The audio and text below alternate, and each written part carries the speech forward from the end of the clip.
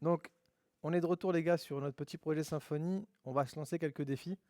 C'est de réaliser ce qui prend pas trop de temps, d'accord? Parce qu'il y a des trucs, ça va être peut-être un peu long, on se les laissera pour après.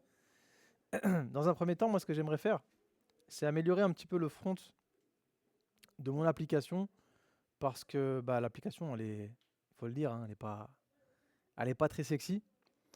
Donc, je vais essayer d'améliorer ça. Donc, ce que je vais faire, c'est que je vais aller prendre la page d'accueil déjà. Nous, on l'avait mis dans template home. Et je vais tout simplement demander à ChatGPT de me donner un template un peu plus sympa. Parce que là, on n'a pas le temps de faire du HTML, CSS. Donc, peux-tu me donner un template Bootstrap 5 avec Twig pour une page d'accueil? Voici le code de base. Et tu peux t'inspirer du code que tu m'avais fourni pour la page panier. Donc la page panier, c'est lui qui me l'avait fait, donc je vais reprendre mon carte. Babylon. Hop.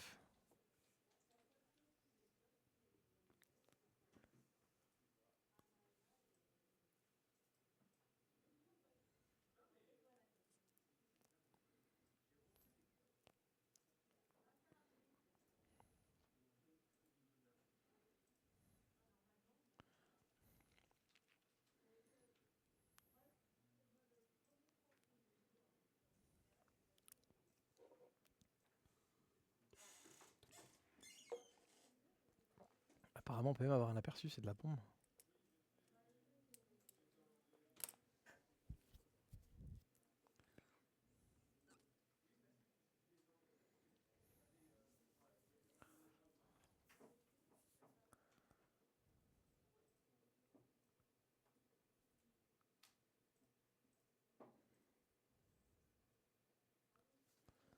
On va attendre un petit peu. Gnap, gnap, gnap, gnap, gnap. Et je crois qu'il fait un aperçu, c'est dingue. Ouais, bon, c'est pas encore ça. Donc moi, je vais prendre tout ça. Schlack. Je vais copier ça dans ma page home. Schlack. Qu'est-ce que ça donne? Ouais, c'est déjà beaucoup mieux. Par contre, ouais, si, il m'a mis les derniers articles. Ok, super. C'est mieux, hein. Et par contre, la nav, j'en ai pas besoin parce qu'on en a déjà une. Donc on va rester comme ça.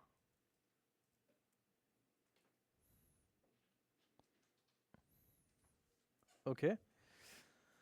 Et il me semble qu'on avait créé une page qu'on avait appelée article/1.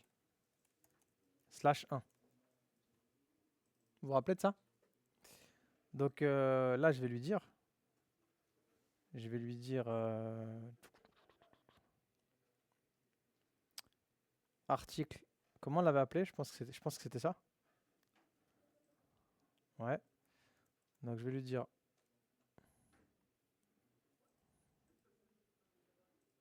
maintenant, j'ai besoin d'un template pour la fiche produit d'un article.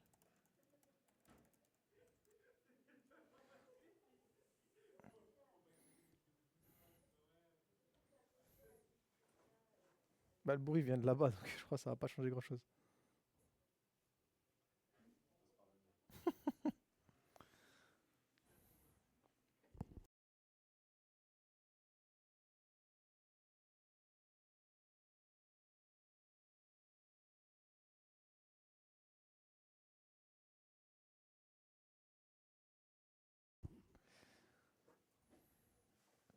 Ok, j'ai ma petite fiche produit.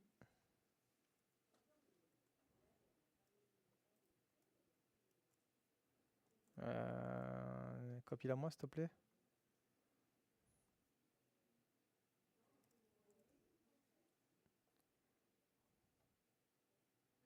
Non, c'est pas ça. Je pense qu'il bug.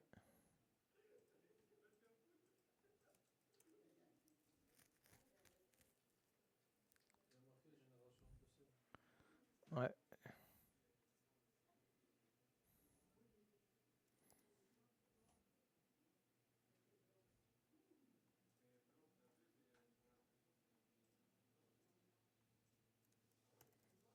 Je crois qu'il a pété un câble.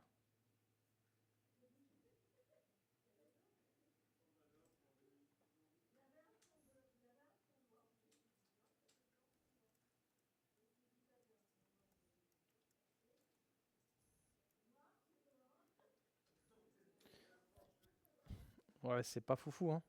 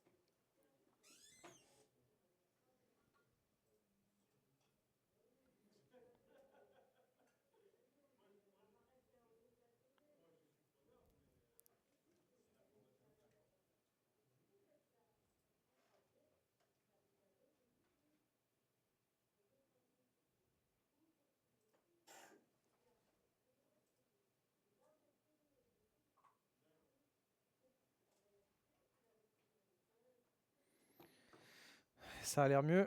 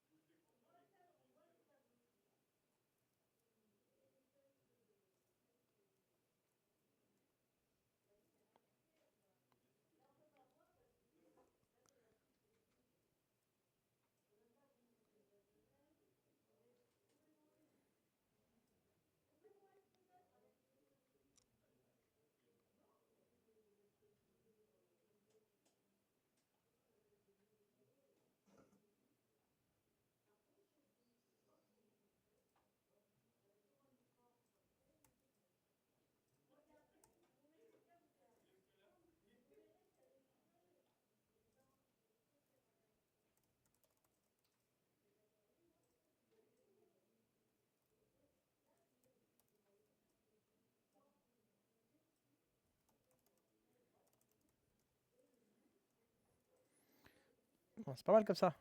Regardez, vous avez même des avis clients.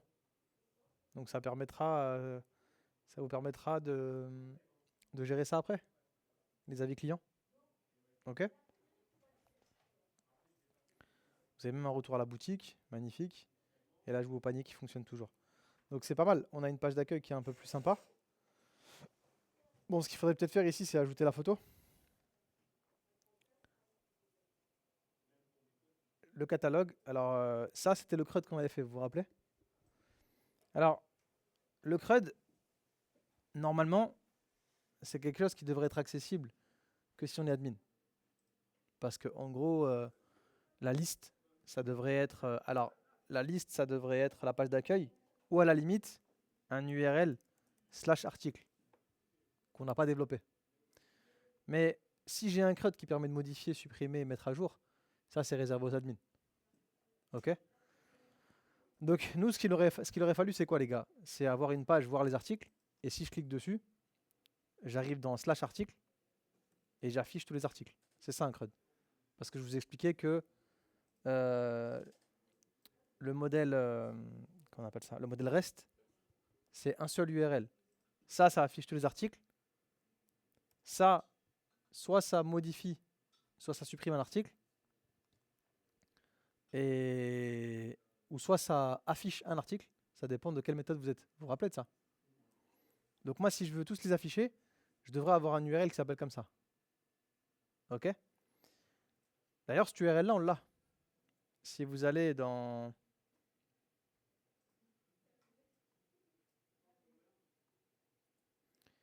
src contrôleur, article contrôleur, il est ici. C'est juste qu'on renvoie rien. Donc moi, ce qu'il faudrait que je fasse, c'est que je récupère article repository, que je fasse un find all. Ça va me renvoyer tous les articles. Et que je les passe à ma vue. Est-ce que ça, aujourd'hui, c'est maîtrisé?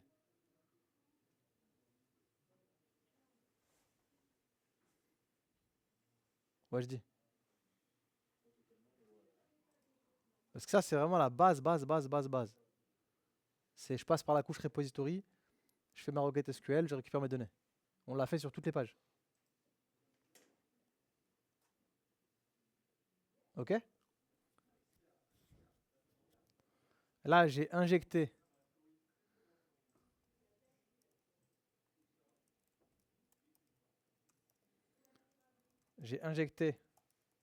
le repo de article et j'ai appelé une méthode prédéfinie de la couche service entity repository. C'est là-dedans qu'elle est.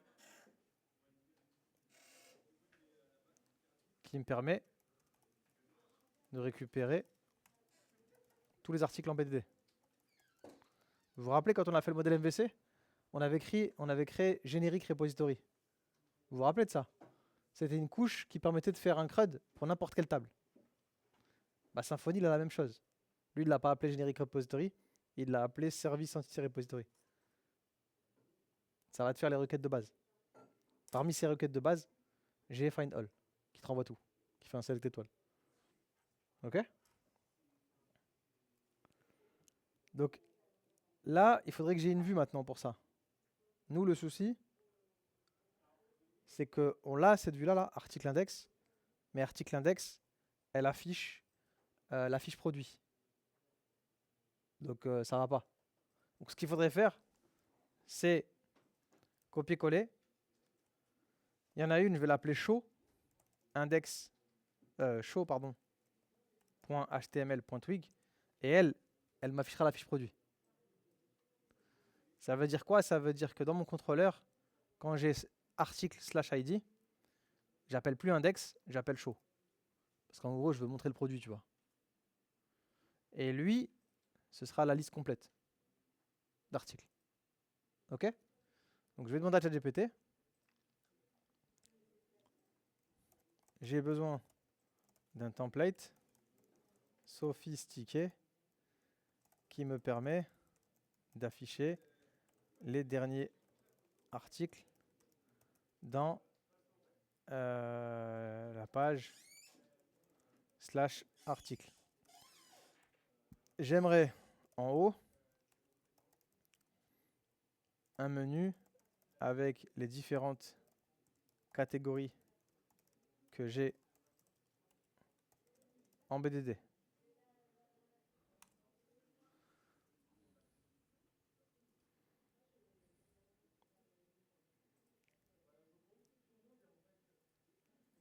Donc on va essayer de sophistiquer un petit peu ça.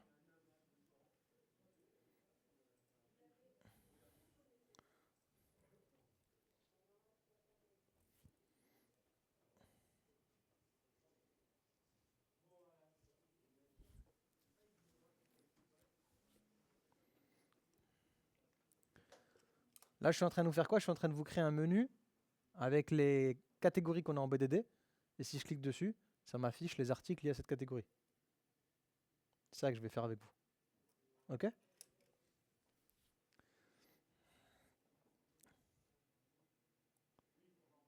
Donc je vais copier ce code-là. Et maintenant, dans index, je vais copier ça. Donc regardez, là j'ai besoin de plusieurs choses. En bas, il m'affiche mes articles. Mais en haut, j'ai mis une navigation qui me permet de sélectionner une catégorie. Donc la vue, elle attend quoi? Elle attend une liste de catégories. Et j'ai besoin de créer ici un nouvel URL article by catégorie. D'accord? Même all article, ça n'existe pas. Nous, il s'appelle app article. Donc ici, je vais plutôt mettre app article. Et par contre, j'aurai besoin d'un article by catégorie, que moi, je vais appeler plutôt app article by catégorie. D'accord? Et je passerai l'idée de la catégorie sur laquelle j'ai cliqué. Donc je vais venir ici. Je vais créer un nouvel URL, une nouvelle route. Je vais l'appeler article catégorie slash ID. La route, je vais l'appeler app article by catégorie et je vais mettre get article by catégorie. Est-ce que tout le monde me suit? Ça va? Ma vue, je vais avoir besoin de lui passer quoi? Une liste d'articles et une liste de catégories. Vous me suivez? Si je veux récupérer les articles, je vais devoir passer par le repository article, sauf qu'ici, c'est pas find que je vais appeler, parce que find, il attend un ID. Moi, c'est find by. Et ici, je peux lui préciser la colonne. Moi, je vais lui dire, je veux que ce soit la catégorie qui a la valeur de $id que j'ai en paramètre. Si vous voulez, je l'appelle ID catégorie, si ça vous paraît plus clair. Donc ça, c'est une méthode prédéfinie que article repository hérite de service entity repository. C'est la fameuse couche générique que Symfony a déjà créée, que nous on l'avait fait à la main dans le modèle MVC. Et ici, je lui dis en gros, récupère-moi les articles qui ont la colonne catégorie qui est égale à ça. Tu dois pas le mettre entre les parenthèses là, de la fonction? C'est ce que j'ai fait. C'est entre parenthèses là. Ah, c'est article. Non, article. Service article. Service entity. Tu parles de quoi? Le service que tu utilises. Je n'utilise pas le service. C'est article repository qui l'hérite. Ah, c'est lui qui est. Il fait un extend. Ouais. Héritage. Et j'ai besoin de récupérer les articles. Tous les articles que j'ai en BDD pour les afficher sur la page. Donc je vais ici injecter catégorie et repository. Et je vais appeler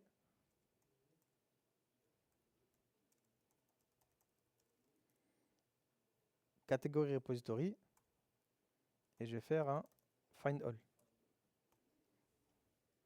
C'est clair ça pour vous ou pas? Parce que là on est vraiment sur le basic.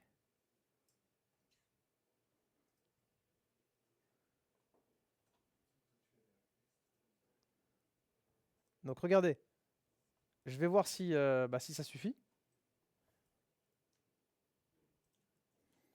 Il me dit catégorie does not exist.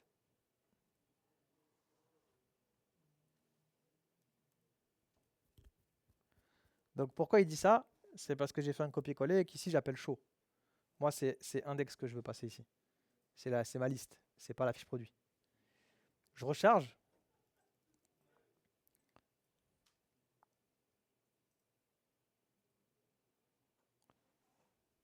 Donc là, voir les articles, je vais le modifier. C'était dans Home Controller.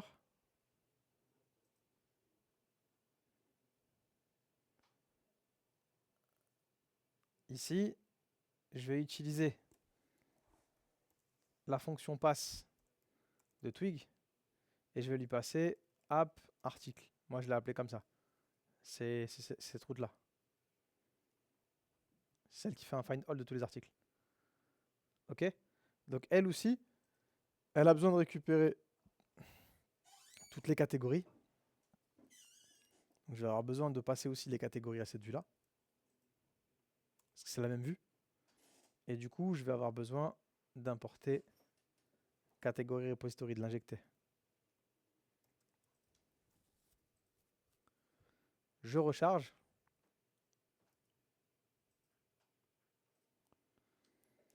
Donc là, il me dit quoi? Il me dit, en gros, tu appelles cette URL-là et normalement, tu attends un paramètre ID, alors que toi, tu attends un paramètre ID catégorie dans ta méthode. Donc c'est parce que je l'avais renommé pour que ce soit plus explicite pour vous. Donc ici, quand j'appelle app article by catégorie, c'est pas ID que je passe, c'est le paramètre ID catégorie. Parce que je l'ai modifié dans ma route tout à l'heure pour rendre ça plus explicite. Je recharge. Et là, j'ai bien mes derniers articles qui s'affichent. Et là, regardez ce que j'ai. J'ai les catégories. Si je clique ici, ça m'affiche ça. Ici, ça m'affiche celui-là. Ici, celui-là. Ici, celui-là. Ici, celui-là. Et c'est bien des articles différents. Donc là, les gars, c'est cadeau. Je viens de vous créer une navigation par catégorie pour votre site.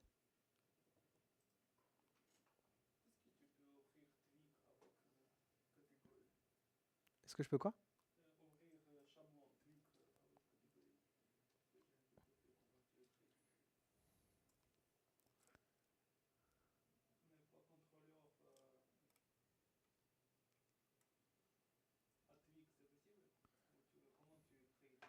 Ah, Twig. Donc là, j'ai dit quoi? J'ai créé une petite navigation. J'ai un UL avec des LI. Et j'ai dit, tu vas me rajouter un LI pour chaque élément que tu as récupéré dans ta liste de catégories. Et à chaque fois, tu vas m'afficher un LI avec un lien. Et le lien, il sera dynamique. Et il redirigera vers cette route-là en passant ce paramètre-là. OK? Donc là, maintenant, si je résume, alors logo, ce serait bien aussi qui nous ramène à l'accueil.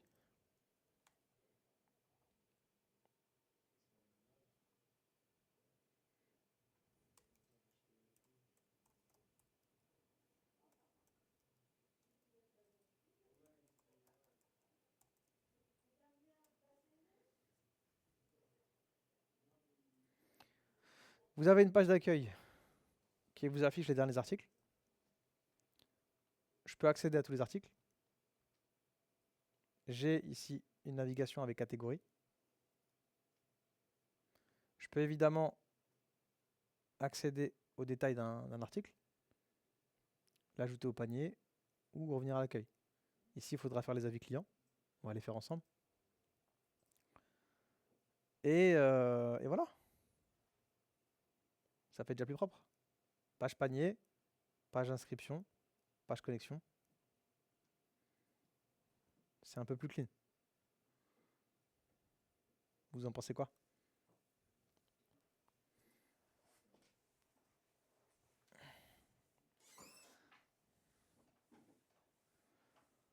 Donc maintenant, ce qui pourrait être pas mal,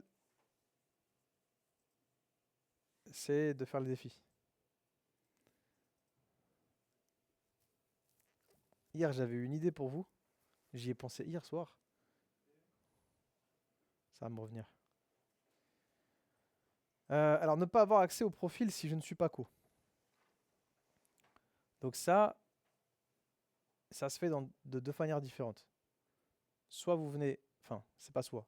Vous allez dans Package Security.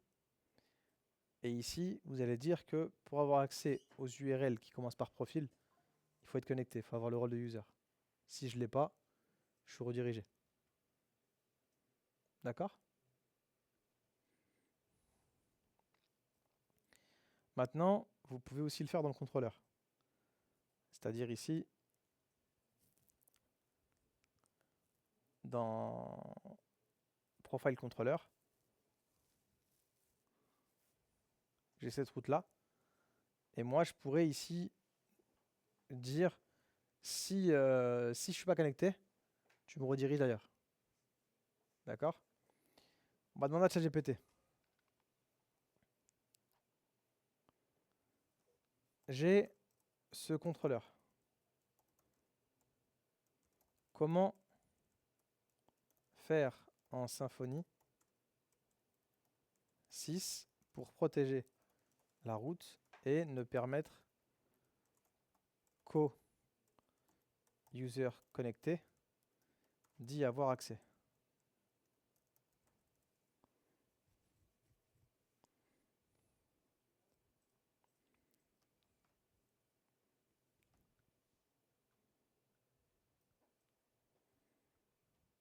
Donc ils vous disent quoi? Ils vous disent soit tu utilises la notation, soit tu passes par le pare-feu dans security.yml. Donc moi je vous ai montré ça directement dans security.yml, mais c'est possible de le faire avec un système d'annotation. Avec ici isGranted. D'accord?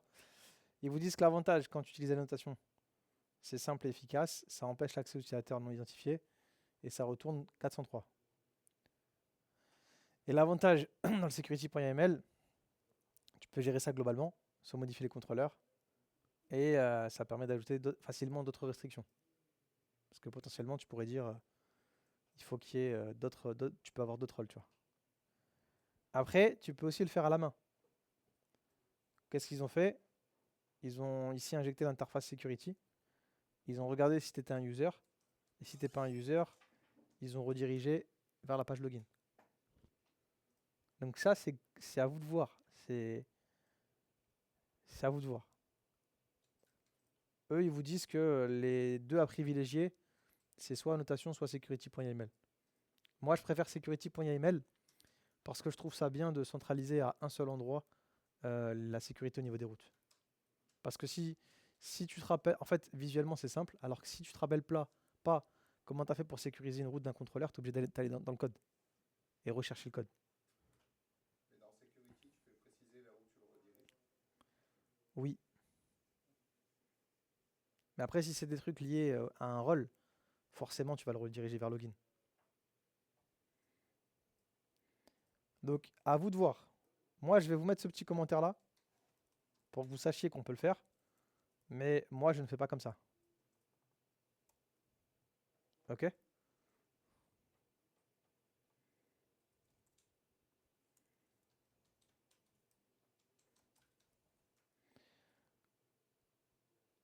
Et après, bah, sinon, solution 3, c'est avec les annotations.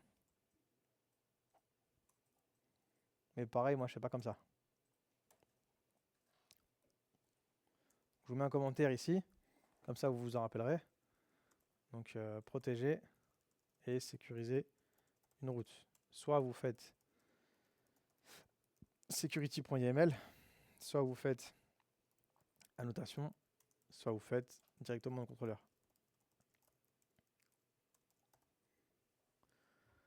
En fait, il y a des scénarios où ça peut vous intéresser de le faire dans le contrôleur. Tu vois, parce que tu n'as pas forcément tout le temps envie de rediriger vers le login. Donc ça peut être intéressant de te dire, de gérer des cas différents, tu vois.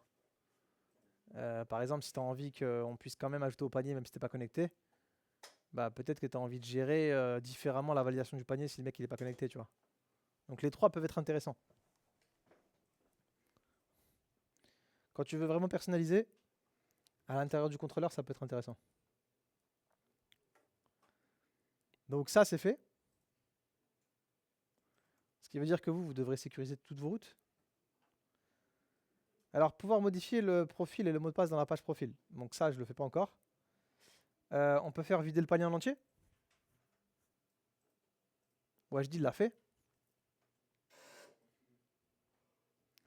Donc si vous voulez vider le panier en entier, déjà, ce qu'il va falloir faire, c'est aller dans la page panier. Et il va falloir ajouter un bouton pour ça. D'accord? Donc on va chercher le bouton continuer vos achats.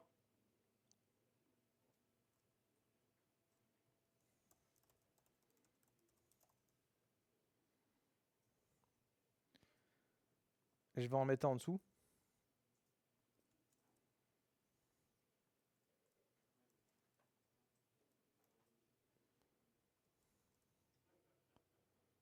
moi, j'ai besoin que d'un URL. Et je vais l'appeler app empty carte. Je pense que ça peut être pas mal. Et ici, je vais mettre vider le panier. Et je mettrai ça peut-être en rouge. Ok? Comme d'hab, très simple. Je vais devoir aller dans le contrôleur, dans carte contrôleur. Et je vais créer une nouvelle route. D'accord?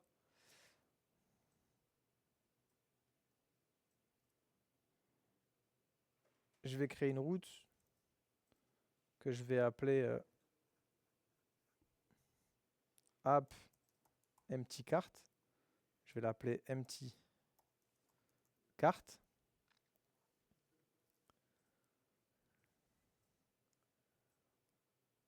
Je redirigerai, je pense, vers le panier. Donc tout ça, j'en ai pas besoin.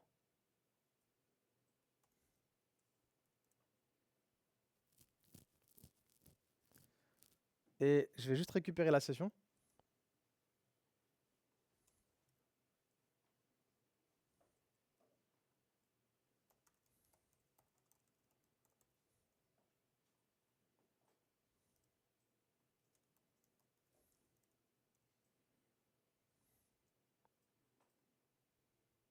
D'ailleurs, j'ai même pas besoin. Je peux juste faire session, set, carte, et je dis que c'est un arrêt vide.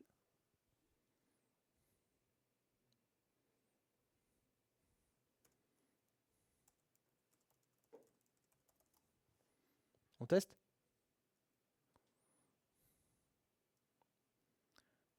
Je recharge, vider le panier.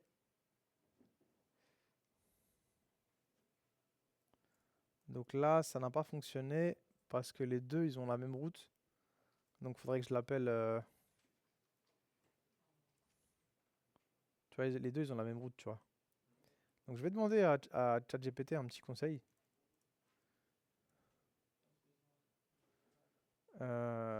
Comment solutionner ce problème de route?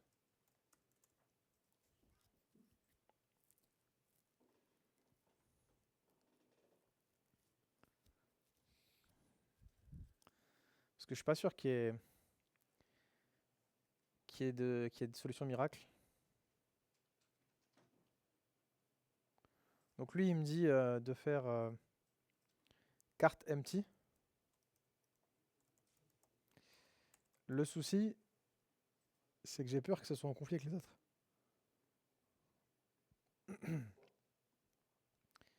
Parce que les URL se ressemblent.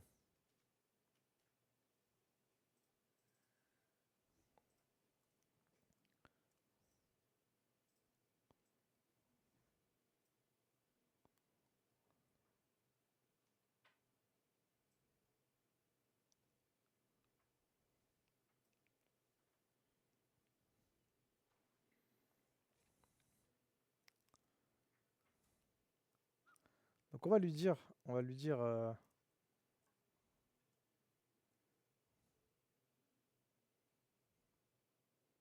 dans ce contrôleur, j'ai aussi cette URL.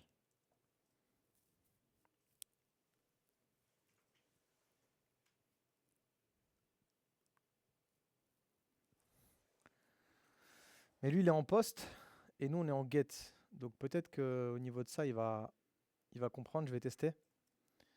Donc je vais venir ici.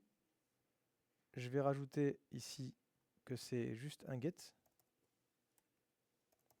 Et on va voir si ça fonctionne. Vider le panier. Donc tu vois, là, il est parti ligne 27.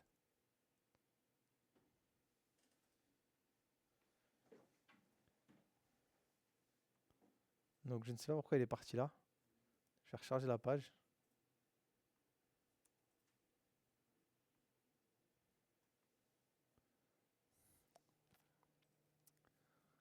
Ok, j'ai capté. Donc je pense que là, ce qu'il aurait fallu faire, c'est pas mettre ça à du vide. Je pense qu'il aurait fallu l'initialiser. Et pour l'initialiser, il aurait fallu faire ça. Parce qu'en fait, sinon, tu te retrouves avec un panier, mais avec rien dedans. Alors que nous, si notre panier il est vide, on est censé avoir des tableaux à l'intérieur vides et pas rien. Donc là, le souci, il est ici. Donc pour le vider, bah, en fait, il faut juste vider les tableaux à l'intérieur. Pas rien mettre. Vous captez? Donc je vais le rappeler, cette URL là. Voilà. Et là, ça va mieux. Donc je vais tester si ça va mieux. Je vais venir là, j'ajoute au panier, je vide le panier, ça fonctionne. Ok? Il y a une page qu'on n'a pas fait aussi, les gars, c'est la page profil.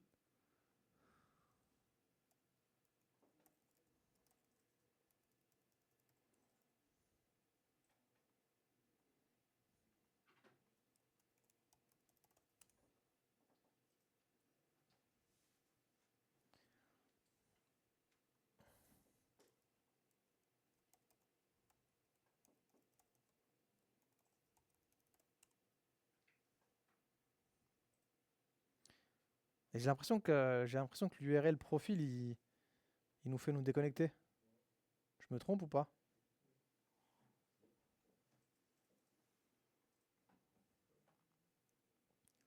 C'est chelou.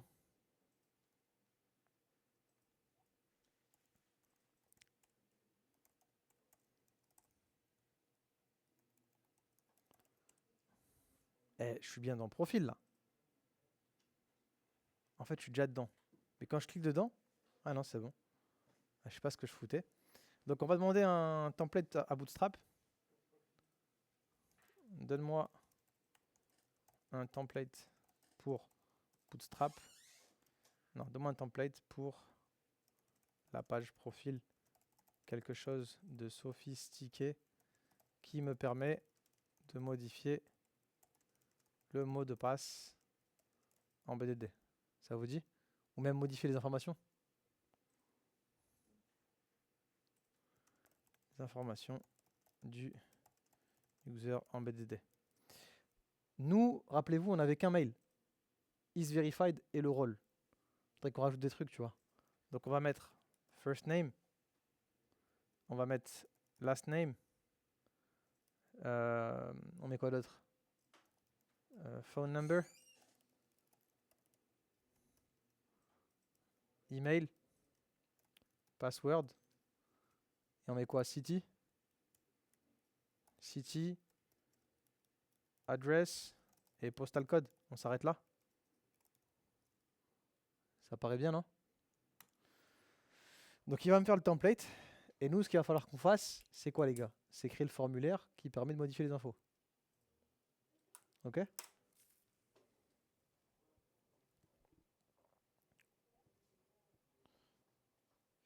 Avant ça, il faut rajouter nos catégories dans la BDD.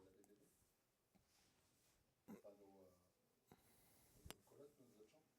Ouais, on va le faire. Là, je vais vous envoyer mon code, tout ce que j'ai fait, avec les modifications de mon user. Vous allez essayer de récupérer mon code et de mettre à jour votre projet. Ok?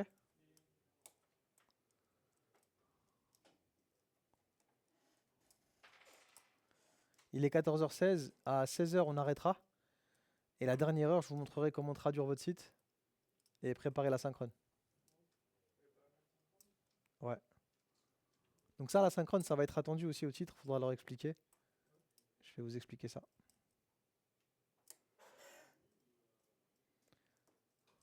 On va se la faire à la bien. Nous, le password, il va nous le mettre en haché quand on va le récupérer. Si on le réédite comme ça pour le renvoyer, il ne va pas le hacher. On va pas l'afficher. On va lui dire modifie, mets ton nouveau mot de passe. On va pas l'afficher à l'écran. Ce serait trop dangereux. Donc je prends ça. Il m'a ajouté pas mal de choses, des infos que moi j'ai pas encore, donc il va falloir les ajouter. Donc je vais aller dans la page profil. Je vais copier tout ça et je vais devoir ajouter ces colonnes-là. Donc je vais ouvrir mon terminal. Vous vous rappelez, avec le Maker Bundle, c'est la commande make entity. Vous vous rappelez? Moi, je vais vouloir alimenter user. Je vais faire make entity user. Il l'a déjà. Il va me dire je l'ai déjà. Qu'est-ce que tu veux ajouter? Bah, moi, je vais ajouter un first name. C'est un string qui fera 75 caractères max, qui peut pas être nul. Je vais rajouter un last name, string 75. L'email, j'ai déjà. Je vais rajouter phone number. Ça va être un string qui fera 10 caractères. Je vais rajouter la ville. String. Je vais laisser 255, on sait jamais. Peut pas être nul. Je vais rajouter l'adresse. String 255, peut pas être nul. Et je vais rajouter postal code. String qui fait 5 caractères. Pourquoi j'ai pas mis chiffre? Parce que s'il est dans le 0,2, un integer, ça commence par 1. Un integer, il peut pas être égal à 0. C'est un chiffre entier. Donc j'ai mis string.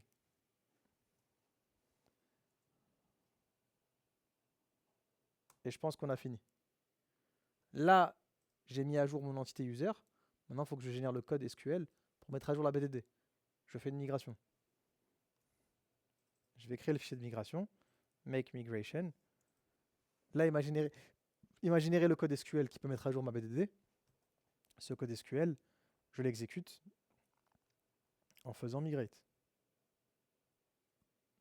OK? Si je recharge profil, donc il me dit que user n'existe pas parce que c'est pas user. Est-ce que vous vous rappelez comment est-ce qu'on accède à la session utilisateur?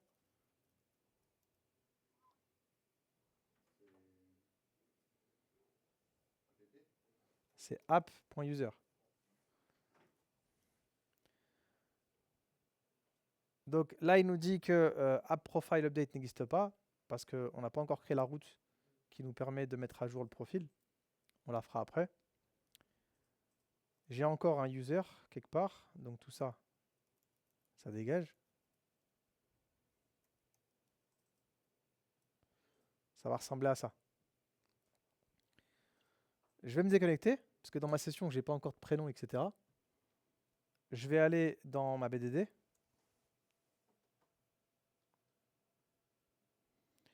Moi, je me connecte avec ce gars-là. Donc, je vais lui donner un nom. Shemet.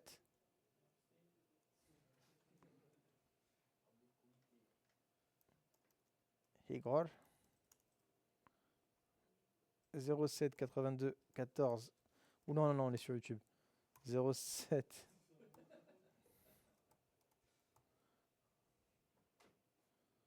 Là, je mettrai Paris. Ici, je mettrai 154 rue d'Aubervilliers.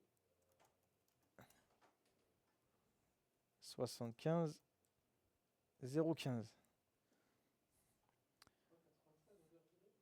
Ouais. Je me connecte.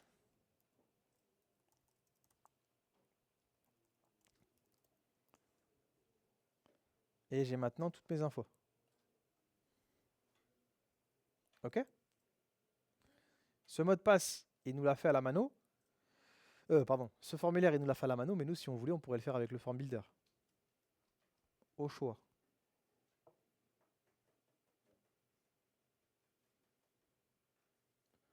On peut essayer de faire les deux si vous voulez. Vous préférez quoi? Le faire à la main ou avec le form builder? Moi, à mon sens, form builder. Parce que l'idée, c'est d'utiliser le framework, pas de faire les choses à la main. Alors, le souci avec le form builder, c'est que pour l'instant, déjà, on n'en a même pas. On n'a pas user type. Donc, il va falloir le créer. Enfin, eux, ils ont registration form type. Tu vois? Et pour l'instant, il n'y a pas grand-chose dedans. Donc là, soit on se base sur celui-là, soit on en crée un autre. Donc ça, on verra après. Récupérer le code, déjà.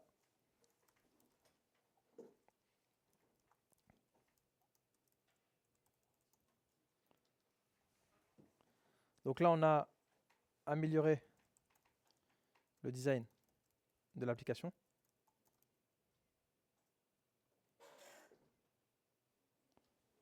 On a enrichi le user. On a fait quoi d'autre? Hein? On peut vider le panier. Et on a sécurisé les routes. Récupérer ça et on avance. YouTube, on se voit sur la prochaine.